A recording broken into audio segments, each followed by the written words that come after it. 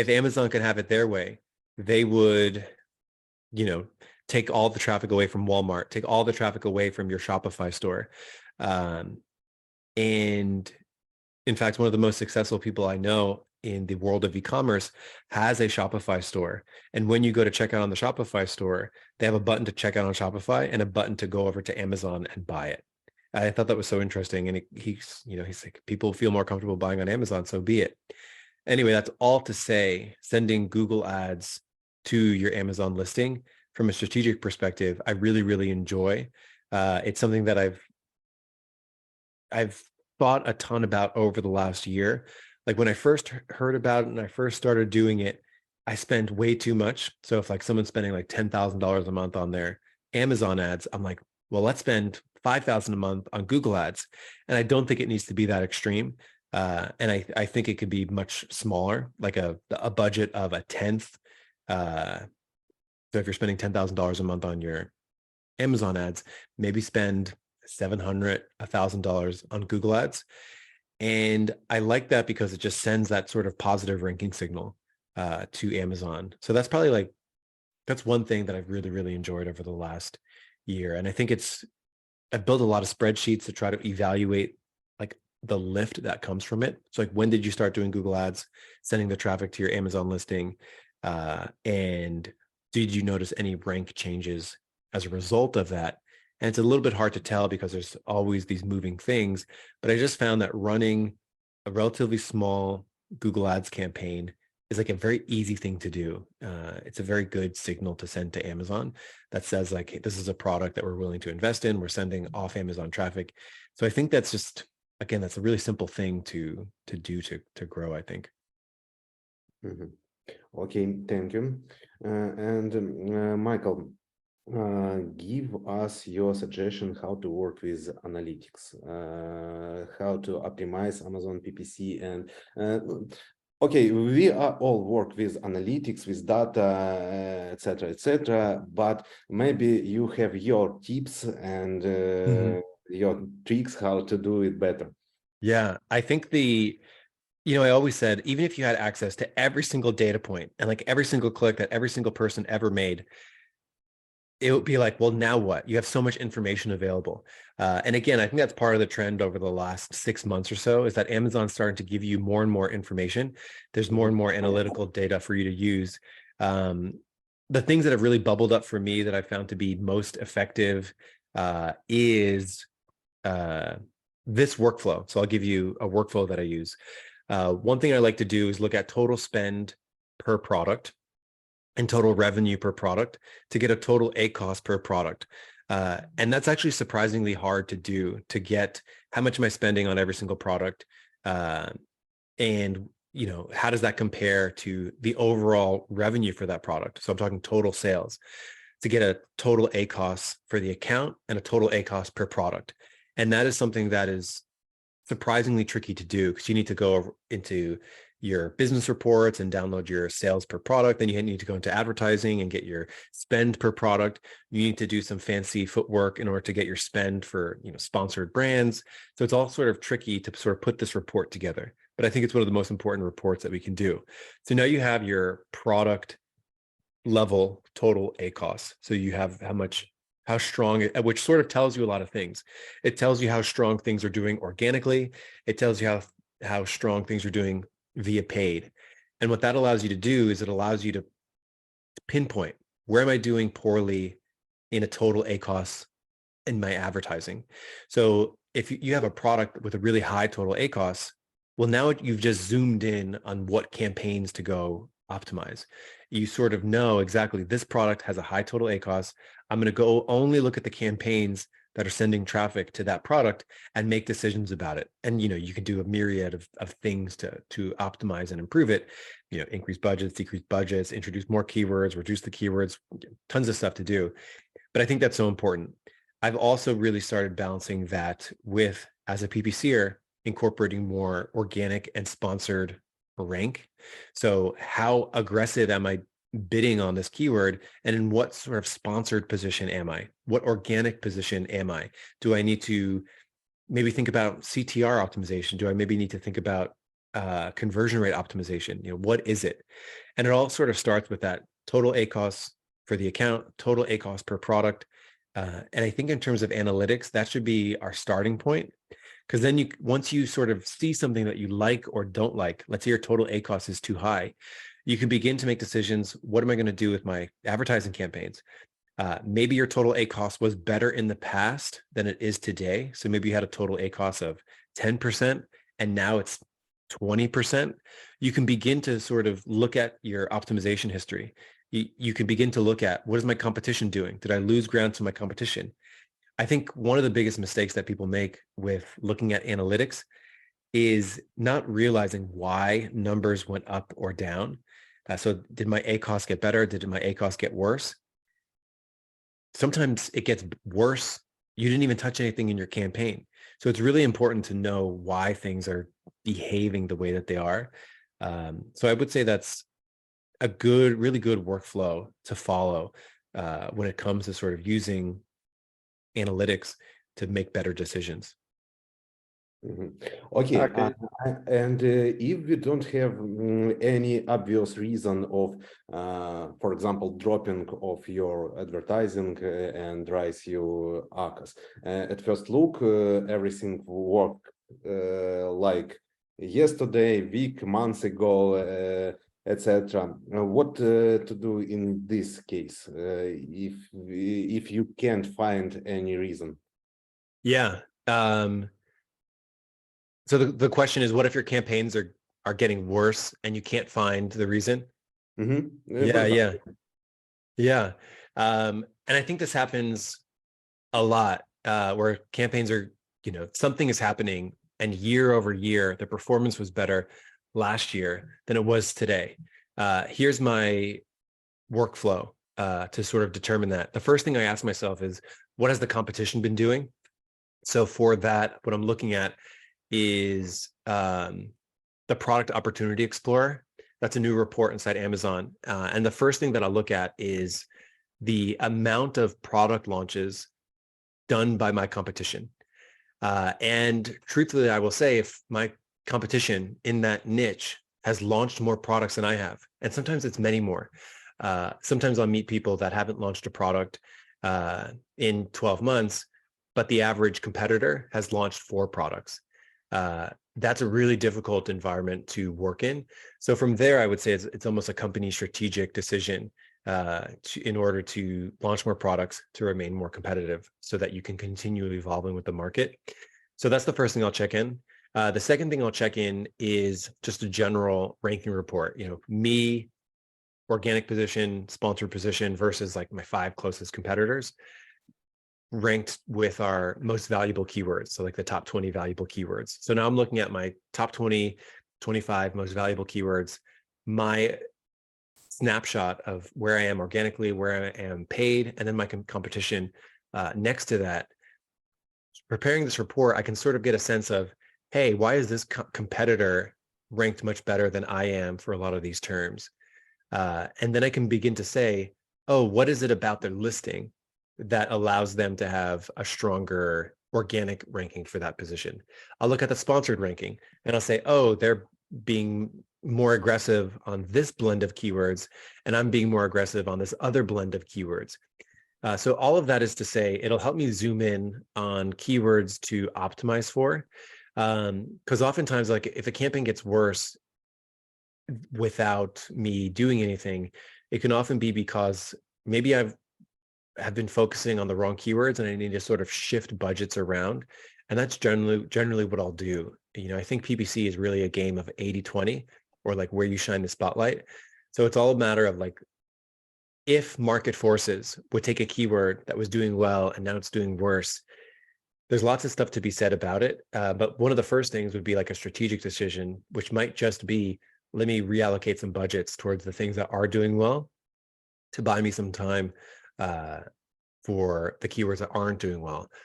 For those keywords that aren't doing well, you really need to look at, what specifically happened.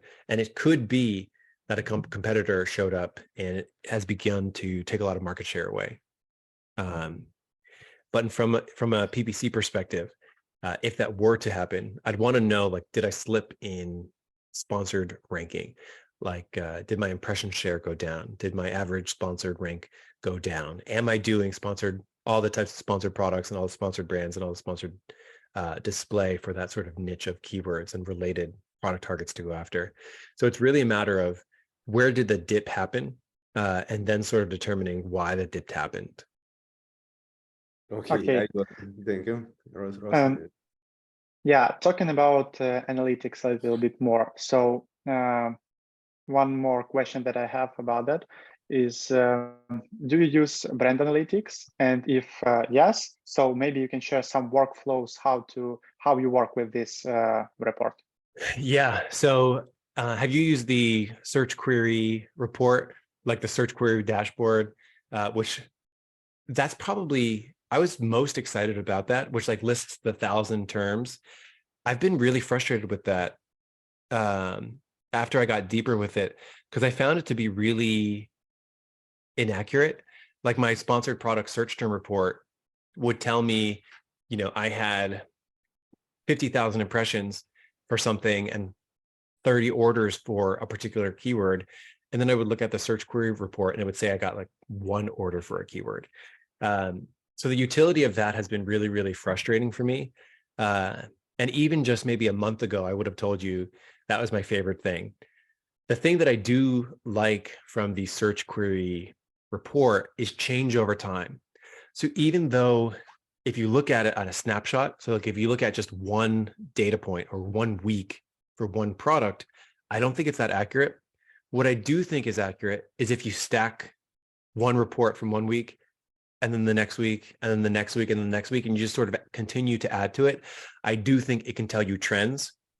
So it can tell you, hey, if I'm going harder on my top 10 keywords, yes, I want to track my organic rank and my sponsored rank, but also I just want to refer to the search query report from Brand Analytics as a way to just validate what I'm doing, to see if I'm getting a bigger share, to see if my share of sales is going up. So I really like the search query report for that reason. But I would say that it's been fairly frustrating because I don't know, I don't think it's that accurate in terms of like a snapshot level. Yeah, I agree with you.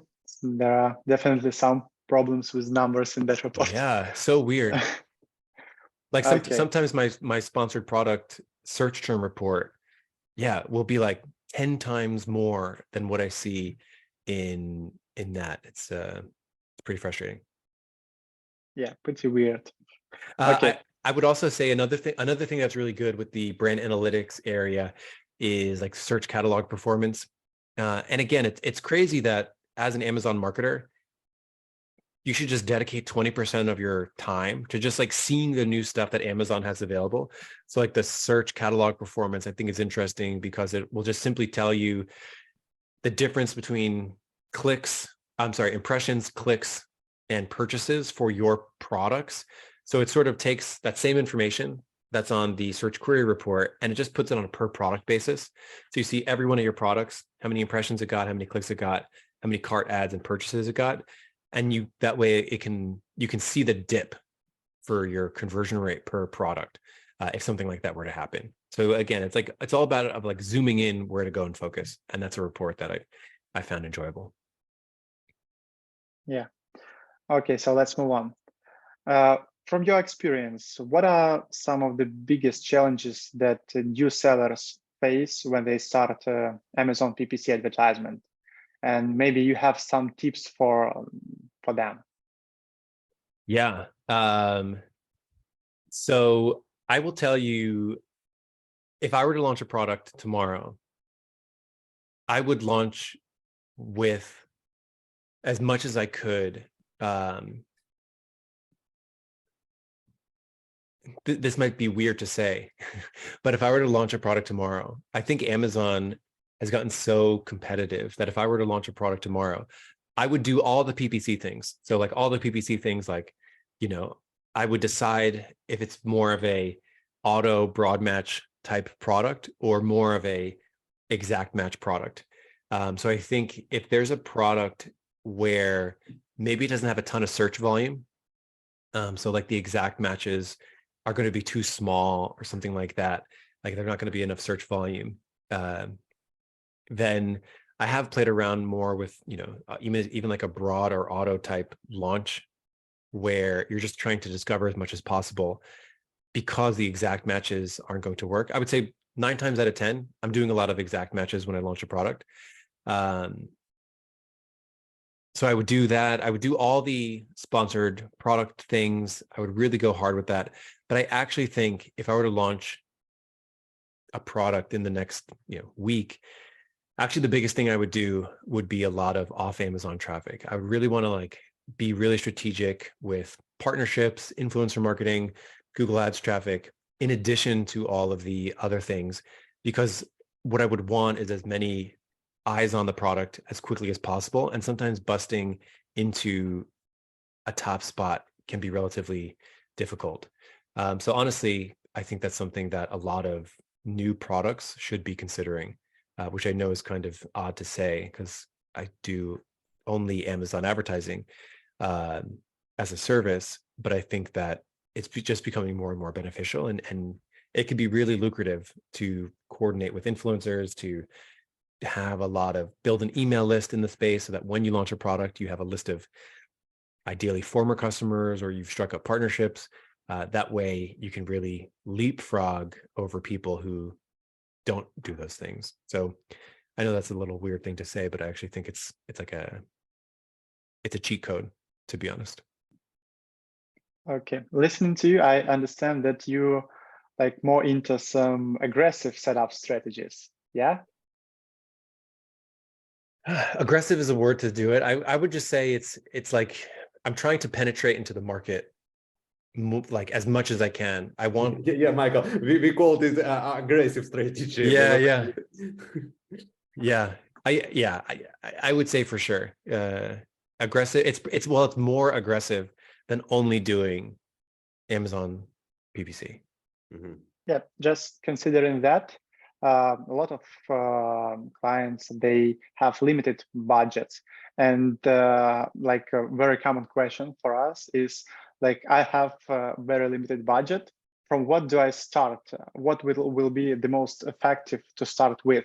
Is it like the most relevant keywords in exact type? Is it like auto campaigns, broad type? Or so what do you recommend to that people? Yeah, I would say it's going to be the limited budget. I want to get really good with a small amount of keywords. So in a perfect world, you go after a handful, maybe it's 25, 30 exact match keywords that you've been really thoughtful about picking. So when you start really small and you have a small budget, you want to be so meticulous about every single click that you get. And you don't want to go after, let's say I'm selling, a running backpack. So like one of these backpacks that you can wear when you go running. If I'm doing that, I am not going to go after running gear. I'm not going to go after athletic equipment. Way too general, way too competitive. So what I'll do is I'll try to get very specific and as specific as possible. So like absolutely products, keywords that describe my product perfectly, where you know exactly what the intent is of that person, to the point where if someone, if my running backpack has a 1 liter capacity, 1 liter running backpack, so specific, right? Going after these sort of mid-tail, so keywords with like 3 or more words in it, like between 2 and 4 words is probably a sweet spot. Because the more words in a keyword, the more descriptive it is, the more intent that you have. And what I would do then is I would look at the competitive level of these things. And generally, you can assess the competitiveness of a keyword, maybe by looking at the CPCs of these things, maybe by looking at how many products there are or how much search volume there is. And I wouldn't go after the most competitive terms. I would sort of go like maybe the next level down or the next level down, because what often happens is like the top players in a niche often are like sharks going after the very best keywords.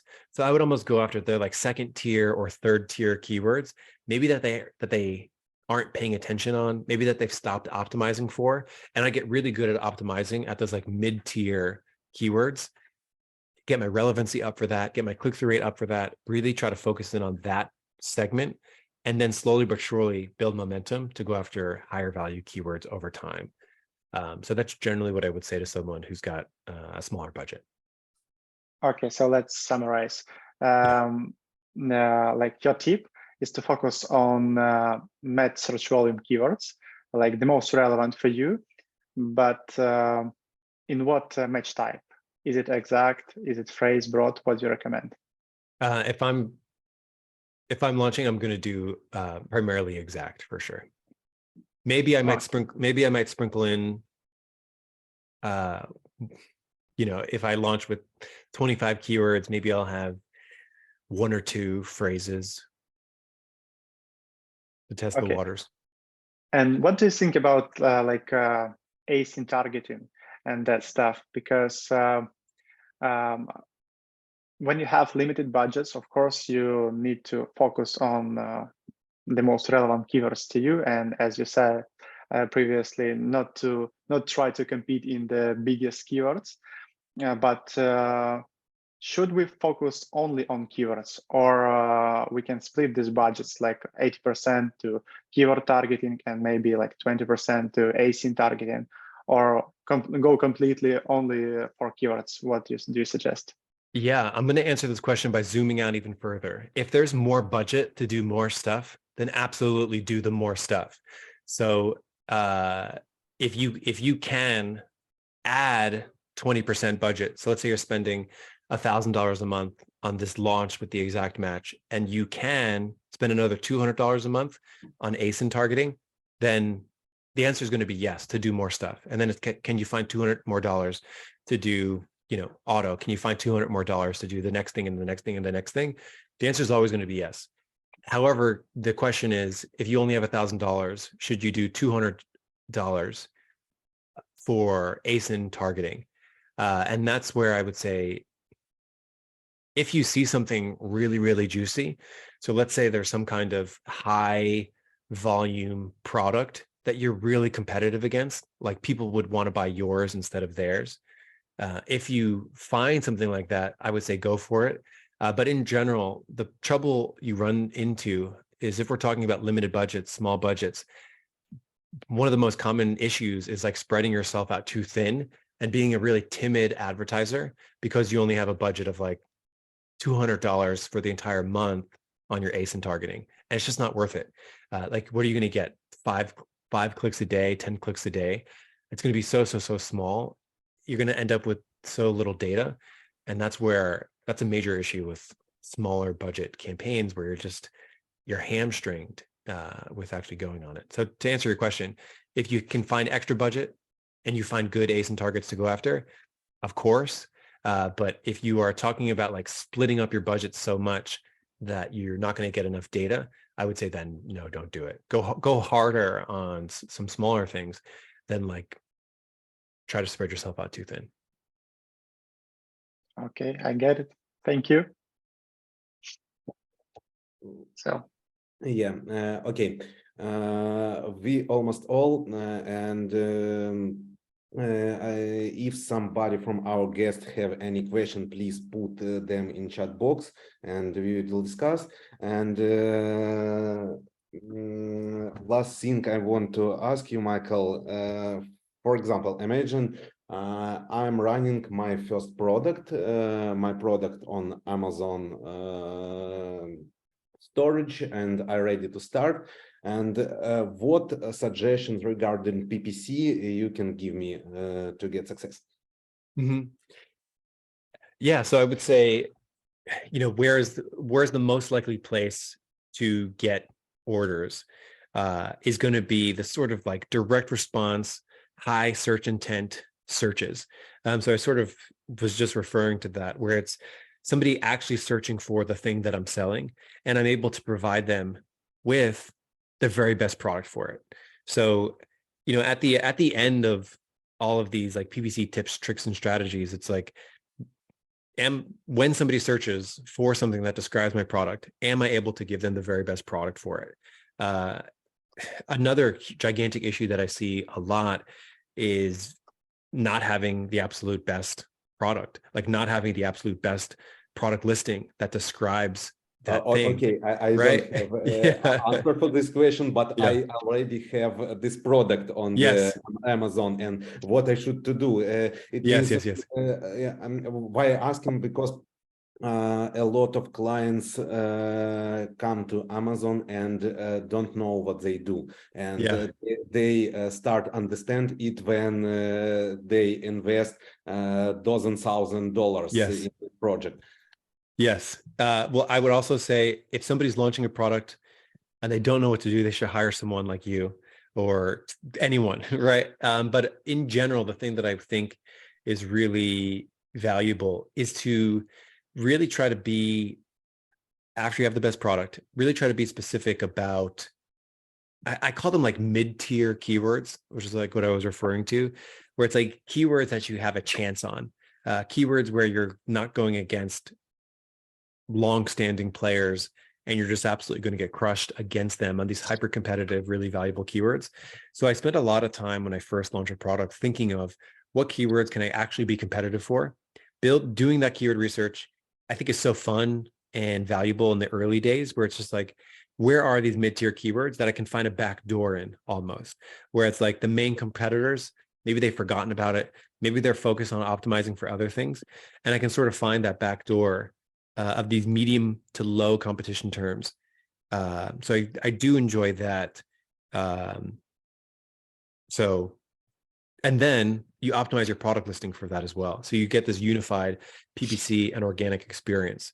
So yeah, that's sort of how I think about that from a tactical perspective.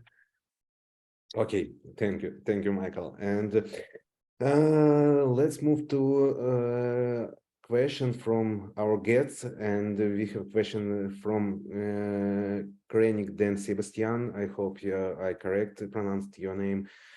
Just a question. You said that it's better to invest $700 on Amazon ads, but when you care spending $10,000, wasn't I like a lot more helpful? I don't fully understand the question, but in general, a bigger budget is going to be more advantageous to grow on Amazon than a smaller one. So I think it's better to invest $10,000 a month than $700 a month, because you're going to, I think that's the move. Mhm. I don't know. I don't fully understand that question. Okay, to be honest, I'm also don't understand totally. Okay, next question from Natalia. Which tools do you use to check which words sell organically? Question about organic tracing. Yeah, I mean, to be honest, I use Helium 10 pretty regularly. It gets the job done. I use our own tool as well. We have some organic tracking tools coming out in the future too. Okay, question from Erin. Which is more important conversion of traffic? Do I need to turn off campaign that don't have clicks? What? I think Natalia was saying something down there. I have a question about which is more important, conversion or traffic? Do I need to turn off campaigns that don't have clicks? In general, you should find out why they don't have clicks. I can't imagine launching a campaign and not getting clicks on it. Are you not bidding enough? Are they not relevant keywords? Okay, Michael, what is the good conversional for you in Amazon average, of course? 10%, 20%, 50%. So in your opinion? Yeah, on PPC, it's so the average Amazon advertiser has a conversion rate of 10%. Now you might be above or below that, and that could be because of the niche that you're in. So generally, higher priced products have a lower conversion rate. Lower priced products need a higher conversion rate. If you're selling a $200 product, you should expect a very lower conversion rate than if you're selling a $20 product. So those are things to consider. Also, the niche matters a lot, how people behave, the type of keyword. High intent keywords have a higher conversion rate than lower intent keywords. So there's a range, but in general, the average Amazon PPC conversion rate is about 10%. Mhm. Yeah, And and the second part of question about should Erin turn off all campaigns which don't have clicks? I would say it's more important to figure out why you don't have clicks. So I would do a sort of checklist of, are you bidding on, are you indexed for those keywords? It's probably the easiest one to do. So like when you actually search that, do you show up organically for this keyword? If you don't, that means Amazon doesn't think you're relevant for that keyword. So I would go back and sort of do that like mid-tier exercise, like the mid-tier keyword exercise that I was recommending before. Let me rephrase a little bit that question. So let's imagine that it's a new launch. Yes, we created like 100 new campaigns, and we beat these campaigns to that like critical level when we have clicks, we have orders. But of course, we still will have some amount of campaigns that have only impressions and almost none clicks. Or stuff like that, and you already know that the bid level is kind of critical for you, so you can go higher for this. So you have only impressions, you don't spend a lot on that keywords. So what's your opinion here? Should we pause this campaign, or should we just wait? Maybe in a week or sometime we'll have enough good conversional traffic and we'll have clicks on that campaign. Yeah. What's your opinion? Well, I think the question that I have is, how do we know we can't increase bids anymore? So, I mean, the answer to me, I would want to increase bids until I start getting clicks to just see how those clicks convert, I think would be my first option. And then I would look at competition. You know, is my competition appearing for this keyword? If they're making it work, you know, I should be able to make it work as well. So I would just keep increasing the bids ever so slightly, like a couple cents each day, or maybe 50 cents a week and things like that. Okay, great. Thank you. Okay. Next question from Irina about sponsored display campaigns. Sometimes I have more orders than clicks. How do you analyze this ad type? So we have more orders than clicks. This is oh yeah, so sponsored Amazon mistake. Yeah. No, yeah. So sponsored display, they did this sneaky thing where they show you view-based orders. What I mean by that is nobody clicked on it. They just viewed it. They just looked at it. It just loaded on the page somewhere. They might not have even needed to look at it. It's just like loaded on the bottom part of the screen. In certain sponsored display campaigns, that will count as an order. Your ACoS will be like 3%. That does not mean that the person clicked on it. So that's how you do that. So sponsored display, there's a difference. There's your click-based orders, meaning somebody clicked and bought as a product. And then there's view-based orders, meaning it just loaded on the screen. They did not click it, and then they eventually ordered. It usually means they clicked on another ad later, and then it counts as an order. So those are things that people should know about for sure. It means that, so more orders than clicks, absolutely that can happen. How do I analyze it? You don't want to think of sponsored display vCPM, so like view-based orders. You do not want to think of those the same way you think of sponsored product performance, because people often say my sponsored display has a 5% ACoS, my sponsored product has a 30% ACoS or 50% ACoS. My sponsored display is so good. Probably not. It's probably converting worse. It's just that it's including the orders that you got from just loading the ad, not actually people clicking on it. So do you use vCPM campaigns in your structures normally? Yeah, you can, because it serves a purpose that's different than sponsored products. It serves a purpose of like visibility, of like getting your name out there, getting your brand out there. And you would hope that just viewing the ad leads to brand recognition so that later then they see it, they're more likely to click it. So like the more often you see something, the more likely you are to trust it, the more likely you are to remove a competitor, the more likely you are to eventually get the click, to eventually convert. So absolutely, vCPM campaigns have their place, but you want to think about it in terms of goal setting. So like, how much do I want to spend on vCPM? I want to keep it small budget. So maybe it's like vCPM is like 5% of my overall Amazon budget. So I'm not spending that much. It's tiny. I don't include it in my account ACoS. I don't include it in that way, but I do include it in my total ACoS values. So much of Amazon PPC is like determining how much to spend, what my overall account ACoS should be, what should a goal be for a specific campaign. These are really important decisions to be making along the way. Okay. The next question: do you use artificial intelligence in PPC during setup or daily optimization? I don't know. Yeah, I suppose I do. You know, we have like a bidding algorithm here at AdBadger. I think it's great.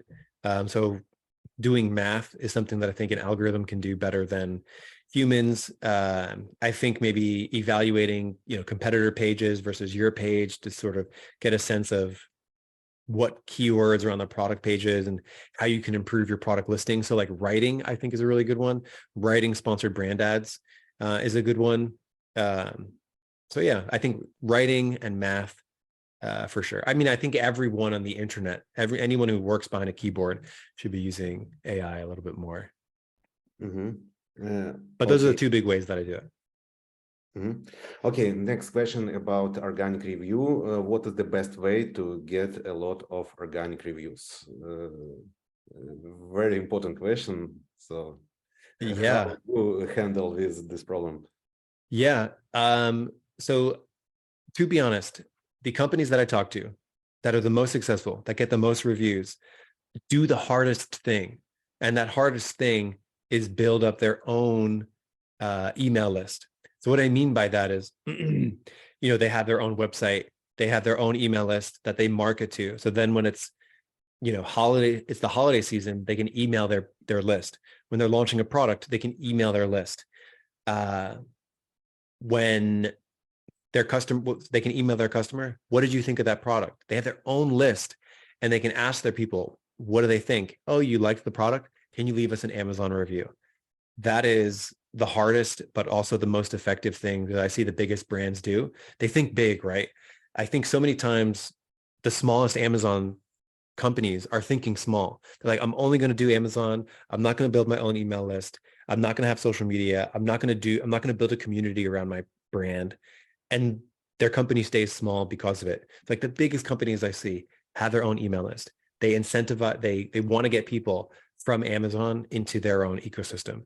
And they do that with, you know, social media ads, TikTok ads, Facebook ads, Instagram ads, Google ads, YouTube ads. They're doing a bunch of stuff to build a brand so that they have their own audience. And when they launch something, people buy it during their launch. It's like a list of thousands of people that will review your product when you ask them. And it's the biggest hack of all. So I would say, like, swing for the fences, like go try to build a really great brand. And I think those are things that people should consider. I know it's not the easiest answer, but like, if you wanted to know the very best way, that's the best way. That's the thing that I see the biggest brands doing. Think of Nike. Like they have millions of people on their email list. Okay, thank you so much.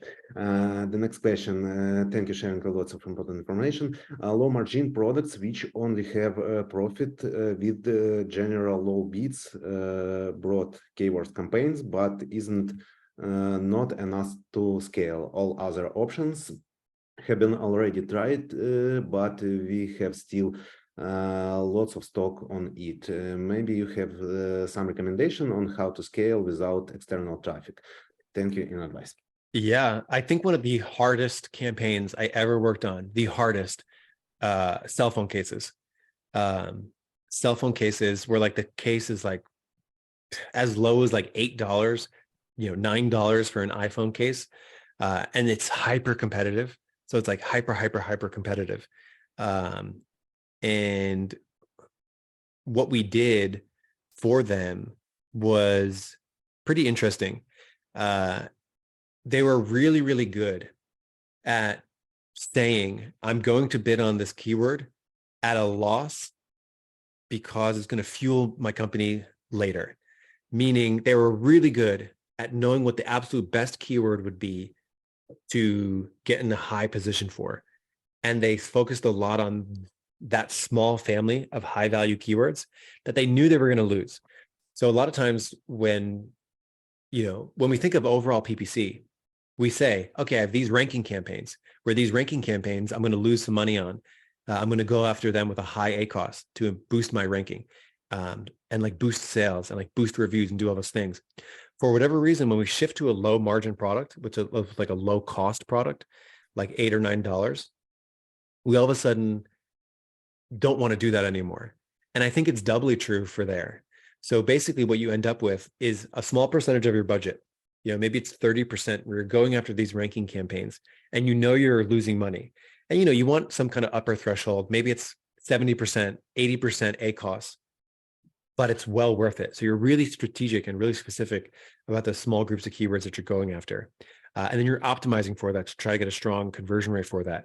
And then you expect the downstream impact of that to be better reviews, more sales movement, more sales volume, a better BSR, potentially a choice badge of some sort on other keywords, because all of a sudden you went after this head keyword and it allowed you to make up all of your profit on the longer tail. So that is a strategy I generally like to explore for like these lower cost, lower margin products without much wiggle room.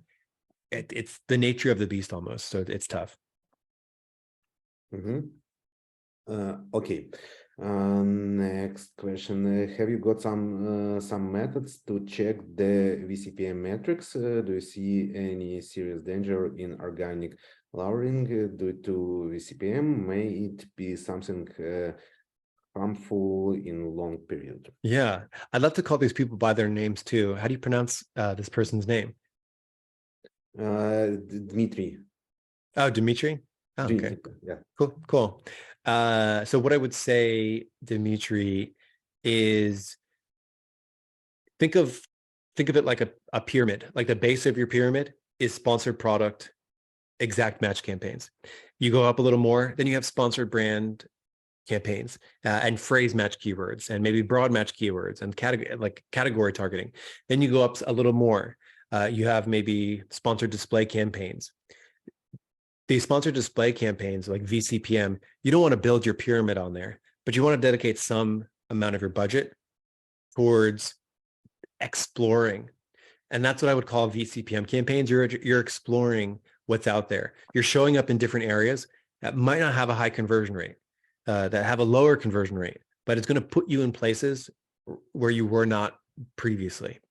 So that is a concept. So I would say if I were to picture like a perfect campaign, they're spending probably 50%, 60% of their budget on sponsored product. They're spending maybe 20 to 30% of their budget on sponsored brands, and then maybe 10%, give or take, on sponsored display. So it's a tiny amount of your budget, but it allows you to sort of explore. You could also think of budget distribution in a different way. All the things that are strong converting, like your reliable profit makers, that should be 80% of your budget. And then everything else, like going after ranking campaigns and exploring and all this other stuff, that's like 20% of your budget. So that's like a way to think about how to distribute budget. Okay, and the last question, do you add as negative exact in phrase campaigns the keyword that you use in exact campaigns? Usually no, sometimes, and I'll explain why and where. So the reason why I do not is I don't want any kind of negative signal at first.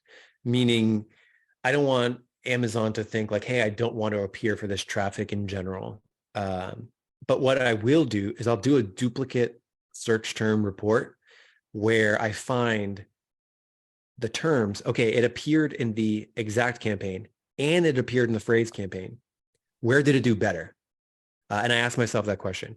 And hopefully it did better in the exact, because that's where I ultimately want it. And if it does, then I add it as a negative, because then I'm sending it over. So at first I don't, but in the cases where it does perform bad over here and better over here, like much better over here, that's where I would add it a negative. So I would say do not at first. Over time, look at a duplicate search term report. So find your duplicates where you're appearing in multiple places. Then you can make that decision. Then you can say, it's doing way better over here. It's doing worse over here. I'm going to add it as a negative in this ad group so that it flows into the other thing. So that's what I would say there.